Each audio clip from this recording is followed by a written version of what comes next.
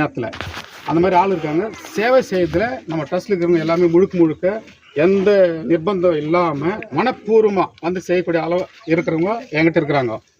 அவங்க எனக்கு சப்போர்ட் பண்ணுறதுனால நான் எதிர்பாராமல் நீங்கள் கேட்குற இப்போ சேட்டு சொன்னார் வந்து ஆனால் 2000 ரூபா ஃபஸ்ட் ப்ரைஸ் கொடுங்க அப்படின்னு. அப்படி இப்போ செகண்ட் ப்ரைஸ் வந்து 1500, தேர்ட் ப்ரைஸ் வந்து 1000 ரூபா, வேறு 2 பேர் சொல்லிக்கிறேன் நாங்கள். அப்போ நான் சொன்னேன் என்னப்பா அது போயிட்டு சொல்லிக்கிறேன் அப்படின்னு சொல்லிட்டு நான் வந்து இந்த திருப்பதியில் வந்து டிஎஸ்பி ஒருத்தர் சார் உங்கள் டிபார்ட்மெண்ட் தான் எனக்கு வந்து இப்போ ஹெல்ப் பண்ணுது வந்தார். தற்செயலாக அவங்க குடும்பத்தோடு வந்து என்கிட்ட வந்து ஒரு ட்ரஸ்ட் விஷயமா ஒரு பிளஸிங் வாங்கி போகலான்னு சொல்லிட்டு வந்தாங்க.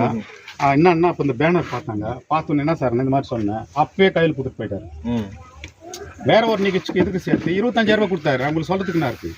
அப்போது 2000 ரூபான்னும் போது நான் என்ன சொன்னேன், 5000 ரூபா ஃபஸ்ட் ப்ரைஸ் போடு, 4000 ரூபா செகண்ட் ப்ரைஸ் போடு, தேர்ட் ப்ரைஸ் 3000 ரூபா போடு, 3 நானே கொடுத்துருன்னு சொல்லிட்டு நானே எடுத்து முடிவு. இது வந்து யார் கையிலும் கொடுக்கல. பட் இதே டிபார்ட்மெண்ட்டில் இருக்கிறவங்க எனக்கு நேற்று உதவி பண்ணாங்க. பட் அவங்க கொடுக்கலாம் நான் கொடுத்துருப்பேன். நிறைய பேர் இருக்காங்க. தற்செயலாக வந்தாங்க, நம்ம கிராமத்துக்கு செய்யும் சார்னு சொன்னேன். இந்த பேனர் பார்த்தாங்க, சர்ப்ரைஸாக கொடுத்துட்டு இப்போ வந்தாங்க கேக்கெல்லாம் வாங்கி கொடுத்துன்னு சொல்லிட்டு 2000 ரூபா கொடுத்துட்டு போனாங்க. ஆனாலாம் சரி நீ பண்ணிட்டேன், ஒன்றும் பிரச்சனை இல்லை. ஏன் சொல்கிறேன்னா நம்ம எல்லாமே எல்லா விஷயத்திலும் ஜாதி மத வேறுபாடு இல்லாமல் அரசியல் கட்சி எதுவுமே இல்லாமல் பொதுவாக இருந்தால் எல்லா பயனும் பொதுவாக அனுபவிக்கலாம். இதில் ஏன்னா இம்பார்ட்டன்ட் விஷயம்னா ஒரு காவல்துறை வந்து நமக்கு எல்லா விஷயத்துலையும் ஹெல்ப் பண்ணுறாங்க செய்கிறாங்க. காவல்துறை இல்லைன்னா மக்களுடைய பாதுகாப்பு இல்லை.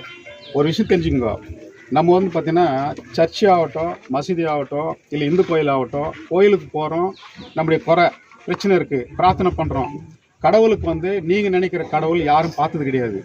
ஒரு சிலை இருக்குது, அதுக்கு கண் இருக்குது, கண்ணு தெரியாது. மூக்கு இருக்குது, சுவாசம் கிடையாது. கை இருக்குது, கை இயல்புல இல்லை. ஆனால் மனசில் வந்து ஒரு நம்பிக்கை, கடவுளுடைய நம்பிக்கை. நம்ம குறைய போயிட்டு அவங்க வந்து வேண்டுதல் செய்தால் இந்த நிகழ்ச்சி கண்டிப்பாக நமக்கு வந்து பொருத்தனை மூலமாக கடவுள் நமக்கு கண்டிப்பாக நல்லது செய்வார் அப்படின்னு நம்பி போகிறோம். அப்போது கண்ணுக்கு தெரியாத ஒரு சிலையை கடவுளை நினைக்கும் போது அதே மனுஷராகி நம்ம எல்லாரும் சேர்ந்து காவல்துறை வந்து 24 மணி நேரம் மக்களுக்காக சேவை செய்கிறாங்க. ஒரு பண்டகை டைம் லீவு கிடையாது. நிறைய விஷயம் இருக்குது, அவங்க இதில் வச்சு சொல்ல முடியாது. அப்படி இருக்கும் பட்சத்தில் எல்லா குடும்பத்தை விட்டு எத்தனையோ கஷ்டம் இருக்குது. டிபார்ட்மெண்ட்லேயே மேலே அதிகாரிகளாக இருக்குது. திடீர்னு ஃபோன் வர உடனே அங்கே போகணும், அங்கே ஒரு பிரச்சனை, இங்கே ஒரு பிரச்சனை பாரு.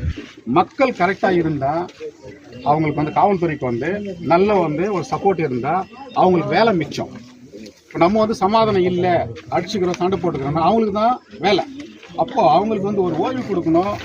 நம்ம மக்களை வந்து மக்களாக பார்த்து அவங்க நமக்காக வந்து அதாவது நம்ம காணக்கூடிய மனுஷ அவதாரத்தில் இருக்கிற மக்களுக்காக சேவை செய்கிற காவல்துறை வந்து கண் கண்ட தெய்வம்.